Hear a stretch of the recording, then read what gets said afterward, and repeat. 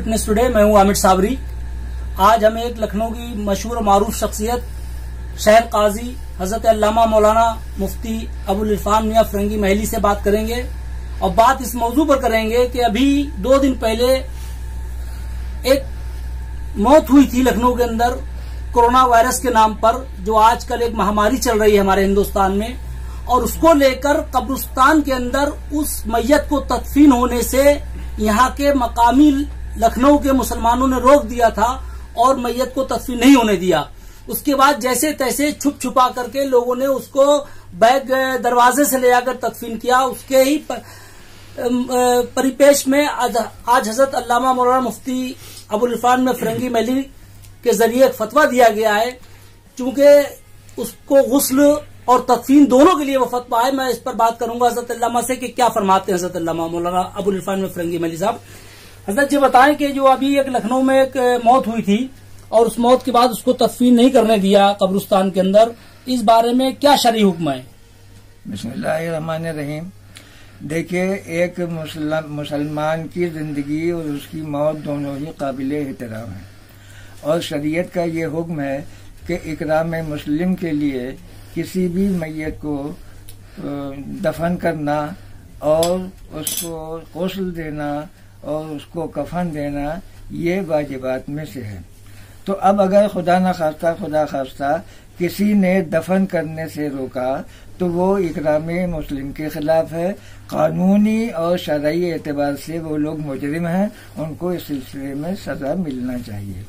दूसरी बात यह है गुस्ल की है, तो गुस्ल का मामला यह है कि चूंकि मैयत को वो पैक करके दे रहे हैं और शरीयत में बगैर गुस्ल के किसी मैयत को दफन नहीं करना चाहिए, इसलिए कि नमाज जनाजा होना है और नमाज जनाजा के लिए मैयत का भी पाकीज़ा होना जरूरी है। लेकिन शरीयत ने बहुत से मामलात में, बहुत से उज़्र में छूट दे रखी है। तो वैसे भी अगर पानी और वजू के जरिए से किसी को नुकसान पहुंच रहा हो तो शरीयत ने ये हुक्म दिया है कि उसको तयम्मुम कराया जा सकता है।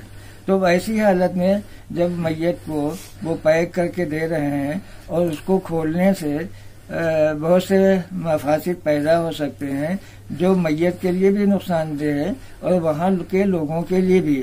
अगर मैयत के ऊपर से भी पानी डाला जाता है तो वो पानी कहीं न कहीं मैयत के अंदर चला जाएगा और प्लास्टिक में होने की वजह से वो बाहर नहीं निकल पाएगा और मैयत को नुकसान पहुंचाएगा। दूसरे वो पानी बह करके बाहर जाएगा तो बाहर के लोगों को भी वो नुकसान पहुंचा सकता है। इसलिए शरीयत के ऊपर अमल करते हुए हाथों में ग्लव पहन करके उसको तयम्मुम, पाक मट्टी से तयम्मुम करा देने की शरीयत इजाजत देता है। इसलिए कि अल्लाह ताला का हुक्म है कि हमने जमीन को पाक और पाक बनाने वाला बनाया है। अच्छा, एक सवाल और है मुफ्ती साहब आपसे कि जैसे जिस तरीके से महामारी फैली है, और मैं समझता हूँ अपने मुल्क में ही नहीं बल्कि बैनुल अक़वामी सतह पर ये महामारी है, और इसके नजरिए से मदीना शरीफ में भी एक पाबंदी लगा दी गई थी और खाने काबा का तवाफ भी रोक दिया गया था। इसके बारे में आपके क्या नजरियात हैं? देखिए, जो भी महामारी या जो कि भी बीमारियां जो कसरत से फैलती हैं, उनके 2 असबाब होते हैं। एक असबाब ज़ाहिरी है कि हम अपने जिस्म में फासिद ग़िज़ाओं को डाल करके उसके अंदर फसाद पैदा करते हैं, जिसकी तरह से बीमारी होती है। और दूसरा सबब जो है वो अल्लाह का ग़ज़ब है। अल्लाह ताला के बंदों के साथ जब जुल्म किया जाता है, कत्ल गारत गरी की जाती है, बलात्कार किया जाता है, नाइंसाफी की जा सकती है, मुजरिमों को वो आला ओहदे दिए जाते हैं और जो बेचारे बेगुनाह हैं उनको जेलों में सड़ाया जाता है। इस वजह से ये महामारियां फैलती हैं और इस वक्त सबसे बड़े जो मुजरिम हैं वो आपके सामने हैं। आप देख लीजिए, चाइना से शुरू होकर के यह अमेरिका तक के पहुंचा है और अमेरिका के बाद अब हिंदुस्तान का नंबर लगा हुआ है। तो ये महामारी एक तरफ से तो आपके खाने पीने की लापरवाहियों की वजह से, लेकिन मैं समझता हूँ कि दूसरा ये अल्लाह के अजाब की शक्ल में है कि आज इंसान को कहीं भी सुकून नहीं हासिल। जहाँ तक वबा का फैलने का मामला है तो नबी करीम सल्लल्लाहु अलैहि वसल्लम का इरशाद है, हदीस शरीफ में आया है कि मदीने में न कोई वबा दाखिल होगी और न दज्जाल दाखिल होगा। आज के ज़माने में भी मैं समझता हूँ कि मदीने शरीफ में कोई भी आदमी बीमार नहीं है।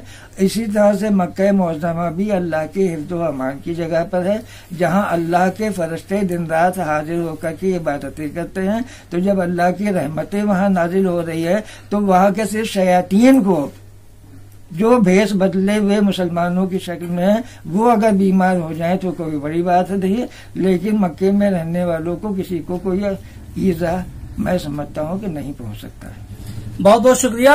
आप देख रहे थे विटनेस टुडे। बहुत शरई एतबार से जो मुफ्ती साहब ने बयान फरमाया है, मैं समझता हूँ कि काबिले तारीफ और उन यहूदी सिफत मुसलमानों के लिए काबिले मजम्मत भी है। और आप देखते रहिए विटनेस टुडे। मैं हूँ आमिर साबरी, कैमरामैन मोहम्मद सैफ के साथ।